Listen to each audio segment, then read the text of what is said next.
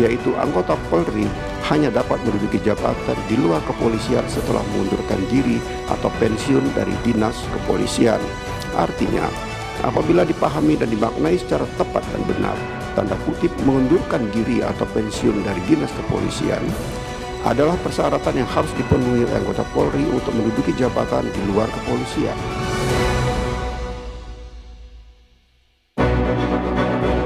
Mahkamah Konstitusi atau MK memutuskan anggota polisi aktif dilarang menduduki jabatan sipil.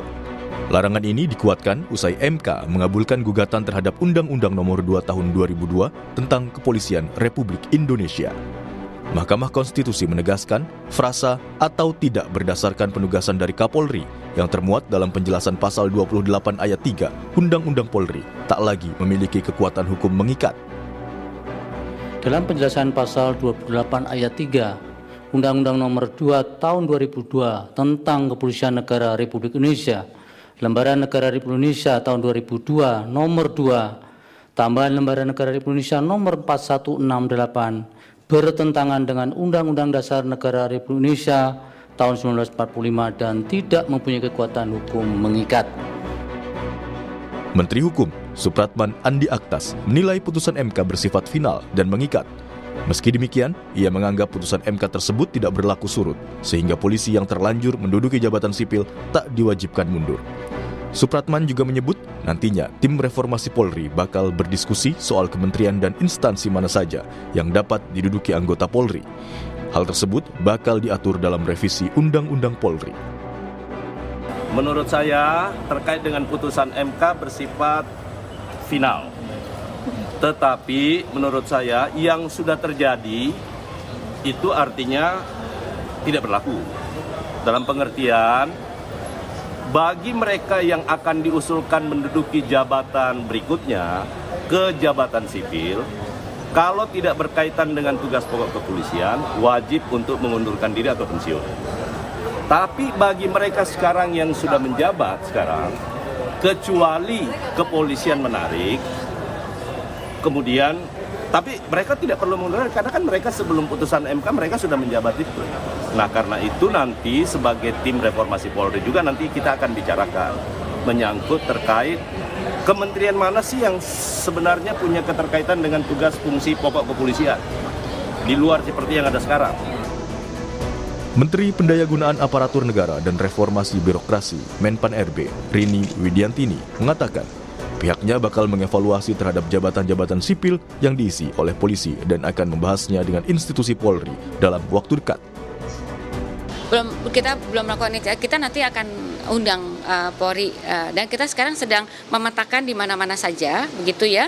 Kita juga sudah punya datanya, seperti itu nanti kita akan cek karena kan memang yang paling penting itu memastikan bahwa tadi sesuai dengan kompetensinya, karena kan kompetensinya kepolisian itu tentunya untuk di bidang pengamanan, apakah sesuai dengan itu ya, misalnya seperti di BNN ini kan memang kaitannya dengan masalah pengamanan, nah mungkin itu bisa gitu ya. Kita ngikuti peraturan keputusan MK saja, kalau memang mereka itu harus mengundurkan diri ya harus mengundurkan diri atau pensiun mengundurkan diri atau. Sementara Polri bakal membentuk tim Pokja untuk melakukan kajian cepat terkait putusan Mahkamah Konstitusi yang mengatur polisi aktif menempati jabatan di luar struktur kepolisian. Kadif Humas Polri, Sandi Nugroho mengatakan, proses penempatan anggota aktif di kementerian atau lembaga selama ini sudah sesuai mekanisme undang-undang, mulai dari permintaan lembaga terkait, asesmen, hingga keputusan Presiden. Bahwa Polri akan membentuk tim Pokja yang bisa membuat kajian cepat terkait dengan putusan dari MK tersebut, sehingga tidak menjadi multitafsir harapannya ke depan. Karena hal ini juga menyangkut adanya beberapa hal yang terkait dengan kementerian lembaga yang lainnya. Misalnya, sebagai contoh, bahwa duduknya personil Polri yang berada di luar struktur, itu khususnya untuk yang jabatan bintang 2 ke atas atau jabatan pembina tinggi, Madya dan Pratama itu berdasarkan cap Presiden. Kalau untuk yang di bawahnya itu berdasarkan cap dari kementerian lembaga. Saat ini, banyak anggota Polri aktif yang menduduki jabatan sipil di berbagai lembaga dan kementerian tanpa melalui proses pengunduran diri atau pensiun. Meski demikian, Hingga kini, Polri belum memastikan apakah akan menarik anggotanya yang sedang bertugas di kementerian atau lembaga karena masih menunggu kajian dari kelompok kerja atau Pokja bentukan Kapolri, Jenderal Listio Sigit Prabowo. Tim Liputan, Kompas TV. Saudara, Mahkamah Konstitusi atau MK memutuskan anggota Polri aktif dilarang menduduki jabatan sipil. Larangan ini dikuatkan usai MK mengabulkan gugatan terhadap Undang-Undang Nomor 2 Tahun 2002 tentang Kepolisian Republik Indonesia. Lantas bagaimana dengan nasib polisi aktif yang menjabat di jabatan sipil? Kita bahas di pagi hari ini bersama dengan pakar hukum tata negara yang sudah hadir ke studio Kompas TV. Sudah bergabung bersama kami Pak Muhammad Ruliandi dan juga Komisioner Kompolnas bergabung bersama kami melalui sambungan daring Pak Yusuf Warshim. Selamat pagi, Assalamualaikum Pak Ruliandi. Kemudian ada Pak Yusuf Warshim. Selamat pagi, Assalamualaikum Pak Yusuf Warshim.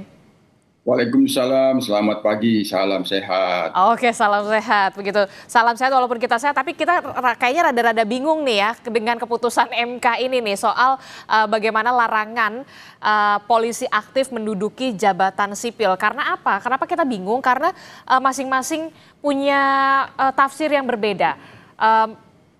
Prof. Mahfud mengatakan keputusan MK ini harus segera diberlakukan, begitu diikuti, dan polisi aktif ini harus ditarik seluruhnya yang menduduki jabatan sipil. Nggak main-main, ada 300 ya Pak Yusuf Warshim yang polisi aktif menduduki jabatan sipil.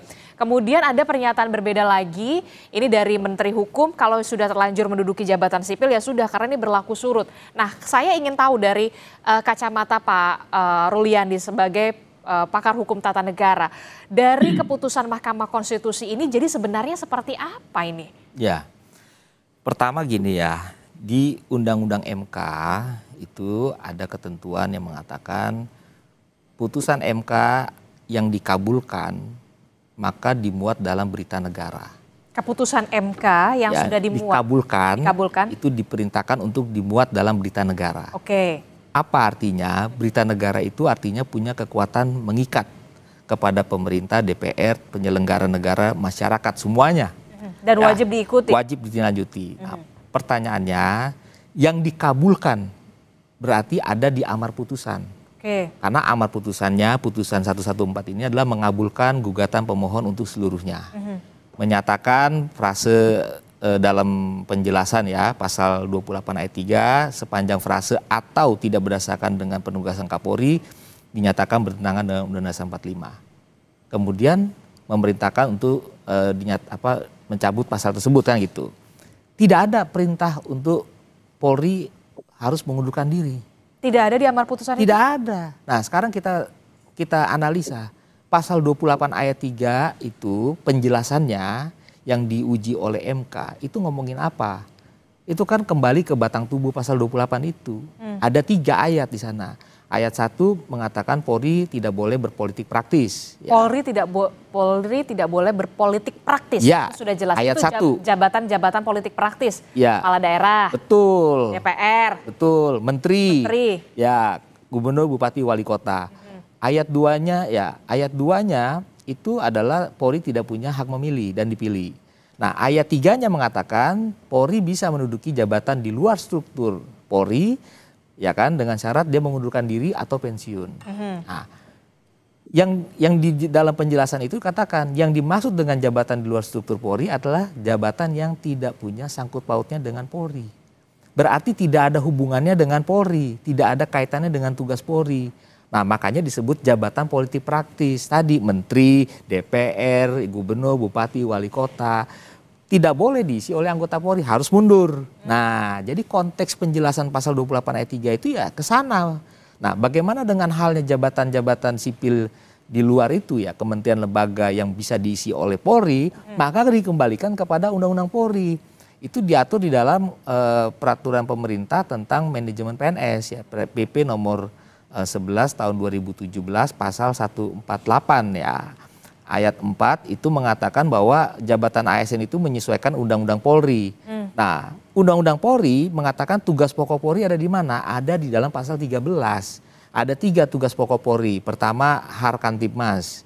Ya, Harkantipmas itu pemeliharaan keamanan, ketertiban masyarakat.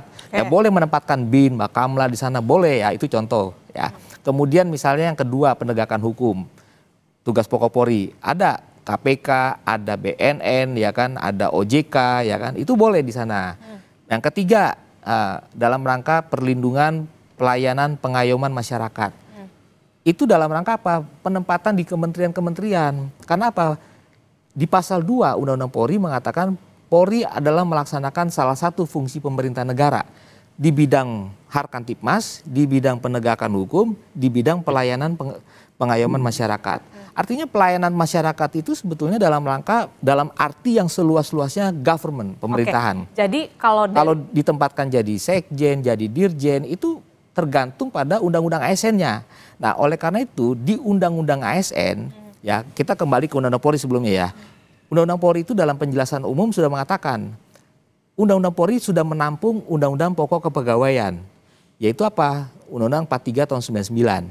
Ya, artinya Undang-Undang Pokok Kepegawaian itu ya nomor 43 tahun 99 mengatakan pegawai negeri adalah aparatur negara.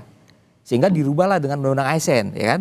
Undang-Undang ASN nomor 15 tahun 2015 dan Undang-Undang 20 tahun 2023. Nah, di pasal 19-nya mengatakan Undang ASN, jabatan di ASN itu bisa diisi oleh prajurit TNI maupun anggota Polri.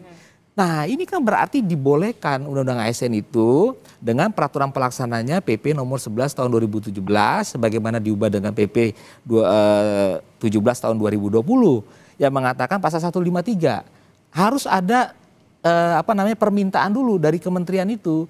Misalnya kementerian yang membutuhkan anggota Polri aktif untuk menduduki jabatan di ASN di sana, jabatan JPT, mereka bermohon dulu bikin surat kepada Kapolri. Itu pasal 153. Kemudian ditembuskan kepada Menpan dan Kepala BKN. Nah, baru teknisnya Polri berkoordinasi dengan Menpan. Kira-kira nih jabatan ini disetarakannya gimana? Nah, ketika ada persetujuan dari Menteri rekomendasi, baru Polri memberikan penugasan di jabatan-jabatan sipil. Artinya tidak ada masalah. Oke, jadi menurut Anda dengan meskipun ada keputusan Mahkamah Konstitusi ini yang mengabulkan gugatan pemohon itu tidak serta-merta polisi aktif begitu ya yang menduduki jabatan sipil tidak perlu mundur. Tidak perlu mundur. Di mana kata-kata mundur di amar putusan? Ini Undang-Undang MK. Kalau putusan MK mengabulkan pasal 54 ya Undang-Undang MK, maka konsekuensinya wajib dimuat dalam berita negara. Yang dikabulkan itu di mana? Ada di amar kan? Amar putusan menyatakan mengabulkan permohonan-permohonan untuk seluruhnya. Mengabulkan. Baru yang keduanya menyatakan frase ini bertentangan dengan Undang-Undang 45 dan seterusnya. Jadi yang dipakai di amarnya. Amar itu yang dieksekusi. Gak ada satupun perintah untuk mengatakan bahwa Polri harus mundur. Di mana kata-kata itu saya mau lihat. Gak ada. Kalau pasal 28 ayat 3 itu konteksnya jabatan politik praktis. Bukan jabatan sipil. Nah, ini dua hal yang berbeda. Karena di Undang-Undang ASN dan peraturan pelaksanaannya mengatakan boleh Polri ditempatkan di jabatan ASN tertentu sepanjang bersesuaian dengan Undang-Undang Polri. Nah, kalau Undang-Undang Polri tugas pokoknya pasal 13 mengatur tadi, 3 tugas pokok utama tadi, Harkantipmas, penegakan hukum, kemudian pelayanan masyarakat, maka Polri bisa ditempatkan sana. Mau jadi sekjen, jadi dirjen, ya tergantung kebutuhan dari kementerian lembaga. Nah. Tapi kemudian kalau kita lihat mantan Ketua Mahkamah Konstitusi Mahfud MD menegaskan putusan tersebut berlaku seketika setelah palu diketok sehingga anggota Polri yang menjabat sipil harus segera ditarik. Ya itu pendapat beliau. Kalau saya kan berdasarkan amar putusan tidak ada kata-kata harus mundur di mana amar putusannya. Sehingga itu kan harusnya mengikat kepada penyelenggara negara ya, kepada pemerintah, kepada Polri, kepada DPR sebagai pembentuk undang-undang. Tidak ada kata-kata yang mengatakan perintah harus mengundurkan diri. Sehingga Polri juga harus melihat dari sisi amar putusan juga karena ini kan terdampak kepada undang-undang Polri itu sendiri. Oke, saya mau ke Kompolnas, Pak Yusuf Warshim. Pak Yusuf, kalau menurut pakar hukum tata negara di amar putusan ini tidak ada yang mengatakan polisi aktif itu tidak diwajibkan untuk mundur begitu. Nah, kalau dari Pak Yusuf Warshim sendiri dari Kompolnas, bagaimana melihat ini keputusan Mahkamah Konstitusi ini? Ya, terima kasih. Posisi Kompolnas tentu pertama sebagai pengawas fungsional kinerja kepolisian. Kita tentu melihat terkait dengan putusan MK itu kan bagian hal yang kita pantau bagaimana Polri mematuhi dan menindaklanjuti putusan Mahkamah Konstitusi itu. Itu yang pertama. Yang kedua, tentu dalam melakukan fungsi pengawasan ya tentu kita juga, karena itu putusan Mahkamah Konstitusi itu sebenarnya sudah sederhana, jelas, final dan mengikat. Jadi maka tidak ada ruang untuk tidak mematuhi. Jadi posisi Kompolnas tentu memposisikan bahwa putusan Mahkamah Konstitusi itu harus dipatuhi. Nah, yang ketiga, bagaimana mematuhi dan menindaklanjuti putusan Mahkamah Konstitusi itu ya tentu harus memahaminya. Nah, memahaminya sehingga kami Kompolnas tentu akan memahami betul bagaimana sebenarnya putusan Mahkamah Konstitusi itu, sehingga kita dalam posisi akan juga memberikan saran dan masukan. Nah, terkait dengan bagaimana memahami putusan Mahkamah Konstitusi, sebenarnya apa yang disampaikan pakar hukum tata negara kita pada hari ini yaitu bisa dipahami. Walaupun demikian, kita juga tidak menutup mata ada yang barangkali berbeda. Tapi ya mungkin ini tentu apa yang akan saya sampaikan tidak bisa direpresentasikan dalam posisi sebagai pakar hukum, tapi ya kita kan harus mengkajinya, harus memahaminya. Nah, pertama yang perlu kita pahami amar putusan. Amar putusan itu kan terkait yang itu dinyatakan bertentangan, inkonstitusional, bertentangan dengan Undang-Undang Dasar Negara Republik Indonesia 1945 itu kan penjelasan pasal 28 khusus prasa atau tidak berdasarkan penugasan dari Kapolri. Pasal 28 itu kan normanya anggota kepolisian Negara Republik Indonesia dapat menduduki jabatan di luar kepolisian setelah mengundurkan diri atau pensiun dari dinas kepolisian. Ada disebut jabatan di luar kepolisian, ada disebut yang bisa dikatakan persyaratan pensiun atau mengundurkan diri atau pensiun. Nah, di dalam penjelasan pasal 28 itu kan menjelaskan, sekali lagi, penjelasan pasal 28 ayat 3 itu kan menjelaskan dua kategori yang disebut jabatan di luar kepolisian. Kan itu alternatif. Nah, penjelasan ayat 3 yang alternatif pertama kan dijelaskan jabatan di luar kepolisian itu jabatan yang tidak punya kaitan sangkut paut dengan fungsi tugas kepolisian untuk itu. Nah, tapi dibuat atau jadi alternatif. Nah, atau tidak berdasarkan penugasan dari Kapolri. Nah, ketika ada penugasan dari Kapolri, sehingga dia masuk disebut jabatan yang itu terkait dengan kepolisian. Nah, itu. Nah, tapi perasa atau tidak berdasarkan penugasan dari Kapolri ini bertentangan dengan konstitusi. Itu dulu yang kita pahami, yang akan kita kaji. Baru selanjutnya, memahami putusan Mahkamah Konstitusi kan tidak hanya pada amar saja, tapi bagaimana pertimbangan MK. Karena pertimbangan MK itulah yang akan melihat bagaimana argumentasi alasan hukum MK menyatakan perasa atau tidak berdasarkan penugasan dari Kapolri itu bertentangan dengan Undang-Undang Dasar. Nah, tentu dalam hal ini kita memahami, sementara kita bisa mengkaji pasal 28 ayat 3 itu, apakah mengundurkan diri atau tidak. Nah, disebut di dalam penjelasannya kan setelah dinyatakan bertentangan tidak berdasarkan penugasan dari Kapolri itu, maka penjelasannya cuma satu, yaitu jabatan di luar kepolisian itu jabatan yang tidak punya kaitan, tidak sangkut paut dengan kepolisian. Nah, cuma satu, itu saja. Nah, oleh karena itu, ini yang kita kaji di halaman 180 di pertimbangan Mahkamah Konstitusi.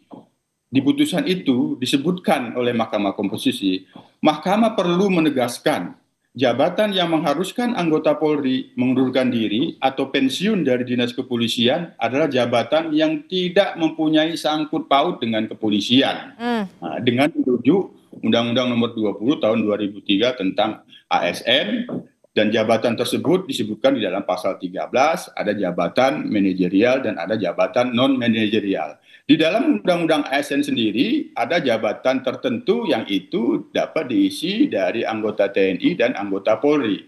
Terkait dengan bagaimana pelaksanaan pengisian jabatan dari anggota TNI dan anggota Polri, tadi sudah disebut itu peraturan-peraturan pemerintah yang disebut oleh pakar hukum tata negara tadi. Salah satunya PP nomor 17 ya, tahun 2011 tahun 2020 ya.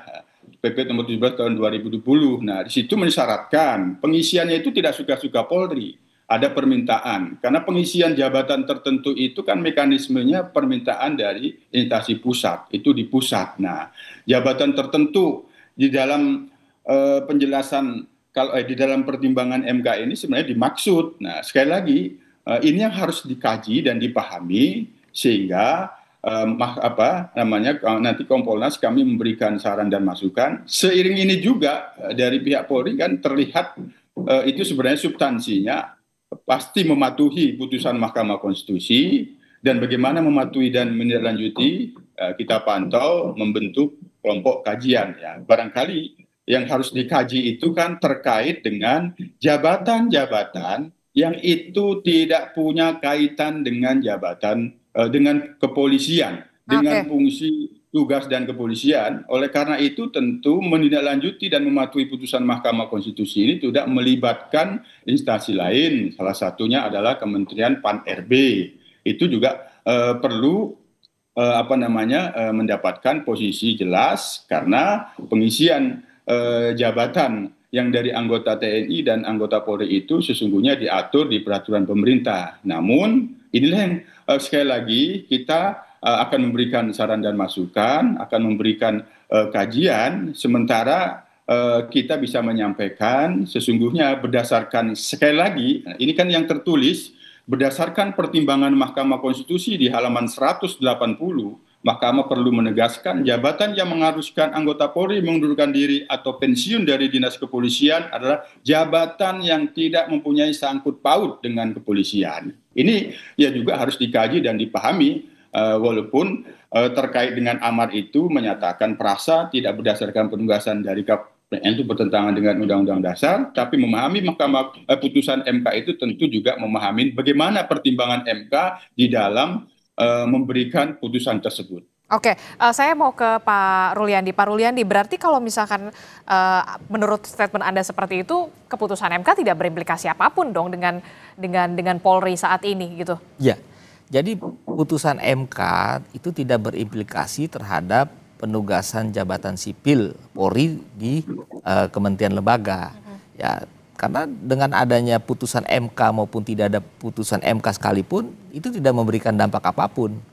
Karena pasal 28 ayat 3 konteksnya itu adalah sebetulnya yang dipahami oleh pembentuk undang-undang Polri pada saat itu mengkhawatirkan Polri jangan terlibat dalam politik praktis ya, termasuk pasal 28 itu sebetulnya satu nafas ya dengan ayat sebelumnya, pasal 28 ayat 3 tadi ya, dengan ayat 2, dengan ayat 1, sehingga kita bisa pahami apa sebetulnya original intent maksud pembentuk undang-undang menormakan pasal 28 ayat 3 tadi, bahwa Polri kalau mau duduk di jabatan instansi di luar itu harus mengundurkan diri atau pensiun. Nah ternyata di penjelasan itu diperketat, ya udah itu yang tidak ada sangkut pautnya dengan Polri. Makanya tidak ada sangkut pautnya dengan Polri, atau tadi kan alternatif ya, atau tidak berdasarkan penugasan Kapolri. Itu sudah benar sebetulnya. Ya nggak mungkin kan Kapolri menugaskan anggotanya jadi menteri, jadi anggota DPR. Kan itu jabatan politik praktis semua. Nah itu implementasi, contohnya adalah waktu Pak Kapolrinya Pak Tito itu masih ada masa dinas ya. Kemudian kan ada permintaan dari Presiden Jokowi untuk diminta sebagai Menteri Dalam Negeri. Beliau langsung mundur sebagai Kapolri. Nah itu implementasi pasal 28 ayat 3 untuk jabatan politik praktis. Jadi tanpa ada putusan MK sekalipun tidak ada masalah. Dengan adanya putusan MK pun juga tidak ada masalah mengenai penugasan Polri aktif di jabatan sipil. Sepanjang Undang-Undang ASN tidak pernah dibatalkan oleh MK atau dirubah oleh pembentuk undang-undang. Kecuali Undang-Undang ASN itu kemudian diuji materi kalian lagi? Ya itu lain lagi. Kalau diuji materi objeknya adalah Undang-Undang ASN. Ya Undang-Undang ASN itu baru bisa menjelaskan apakah kedudukan itu berpengaruh tidak dengan kepolisian, kan itu korelasinya di sana. Tapi hari itu yang diuji oleh MK adalah Undang-Undang Polri sebetulnya. Nah, Undang-Undang Polri sendiri di dalam penjelasan umum sudah menampung Undang-Undang Kepegawaian. Nah, artinya ini Undang-Undang Kepegawaian adalah bagian dari Undang-Undang ASN ya. Kita kan sekarang mengenal dengan istilah Undang-Undang ASN. Oke, jadi menurut Anda seharusnya MK ini lebih detail lagi untuk memasukkan amar putusan atau seperti apa? Jangan sampai kemudian semua orang ini multitafsir, semuanya jadi bingung. Ya, di dalam hukum acara manapun, termasuk tadi saya koreksi ya, saya meralat bukan pasal 54, pasal 57. Undang-Undang MK mengatakan putusan MK yang mengabulkan permohonan itu dimuat dalam berita negara. Jadi yang dieksekusi adalah amar putusan. Yang dilaksanakan adalah amar putusan. Kenapa? Amar putusan itu isinya menyatakan mengabulkan permohonan. Kan judulnya gitu pasal 54 Undang-Undang MK. Jadi jangan lari dari amar putusan. Harusnya kalau mau jelas. Bukan pertimbangannya. Jangan pertimbangannya yang bermacam-macam pokok-pokok pikiran para hakim-hakim itu kemudian sejalan tidak dengan amarnya, kan begitu kan. Nah tadi kan ada bagian konteks tertentu yang sejalan dengan amar dan mengenai jabatan-jabatan sipil itu. Tapi kalau misalnya tidak sejalan, maka yang dipakai adalah amarnya. Gitu. Oke, saya terakhir ke Pak Yusuf. Pak Yusuf, terkait dengan kita masih menunggu bagaimana pertimbangan ataupun keputusan Pokja akan seperti apa, bagaimana kemudian Kompolnas akan melakukan pengawasan dari sisi Kompolnas ini sendiri. Iya, tentu kami tegaskan sekali lagi ya, posisi Kompolnas tentu mendorong kepolisian, Polri ya mematuhi putusan MK. Hanya bagaimana mematuhi dan menindaklanjuti memang itu kita memang perlu mendudukkan pemahaman yang tepat sesuai dengan yang dimaksud oleh putusan MK. Yang salah satunya memang kita perlu membuat kajian yang itu memahami betul bagaimana amar dan pertimbangan. Tadi sebenarnya sudah ditegaskan oleh MK. Saya ulangin lagi bahwa di pertimbangan MK itu cukup tegas itu. Mahkamah perlu menegaskan jabatan yang mengharuskan anggota Polri mengundurkan diri atau pensiun. Ini kan tafsirnya MK terhadap pasal 28 ayat 3. Mengharuskan diri mengundurkan diri yang tidak mempunyai sangkut paut. Nah, oleh karena itu PR yang selanjutnya tentu melihat ini jabatan-jabatan yang itu dipastikan tidak punya sangkut paut. Dan ini PR kita juga apabila nantinya ada kekosongan hukum untuk membuat jabatan-jabatan mana. Nah, tapi di Undang-Undang ASN disebut itu jabatan tertentu. Di Undang-Undang nomor 20 tahun 2023 itu kan jabatan tertentu. Oleh karena itu ini ada PR selanjutnya yang ini tentu perlu ada pengaturan ketentuan peraturan perundang-undangan yang jelas dan tegas. Jabatan-jabatan mana yang itu menurut peraturan perundang-undangan yang bukan atau tidak punya sangkut paut dengan kepolisian. Tugas-tugas kepolisian, tupoksi kepolisian. Yang perlu menjadi PR kita selanjutnya. Putusan MK sudah tegas, yang tidak punya sangkut paut dia mengundurkan diri atau pensiun. Oke, jadi jabatan yang tidak ada sangkut pautnya dengan tupoksi kepolisian. Ya. Ini harus kemudian didetailkan lagi. Betul. Jadi pasal 13 Undang-Undang Polri kan mengatur tugas pokok Polri ya. Kemudian tidak lepas juga dengan pasal 14, selain tugas pokok Polri ada tugas-tugas lain Polri. Nah, tugas pokok Polri itu memang diperintahkan di dalam pasal 148 ayat 4 PP nomor 11 tahun 2017 tentang manajemen pegawai negeri sipil tadi. Bahwa jabatan ASN itu bisa diisi dengan menyesuaikan Undang-Undang Polri. Nah, Undang-Undang Polri itu yang mana yang mengatur tugas-tugas pokok tadi ya, atau yang mengatur sangkut pautnya dengan Polri ya, pasal 13, pasal 14 tentu dengan pasal 2. Polri adalah salah satu fungsi pemerintahan yang menjalankan Harkantipmas, penegakan hukum, pelayanan, perlindungan, pengayoman masyarakat. Nah, itu yang diimplementasikan dalam kementerian lembaga yang meminta anggota Polri untuk ditugaskan di jabatan sipil. Oke, nanti kita akan lihat bagaimana ke depannya soal keputusan MK ini, bagaimana pemerintah untuk bisa polisi dalam tanda petik begitu ya untuk bisa memberlakukan ini dan mengikuti putusan ini. Terima kasih Pak Muhammad Ruliani telah bergabung bersama kami. Kemudian ada Pak Yusuf Warshim, Komisioner Kompolnas juga telah bergabung bersama kami. Sehat selalu Bapak-Bapak. Assalamualaikum. Selamat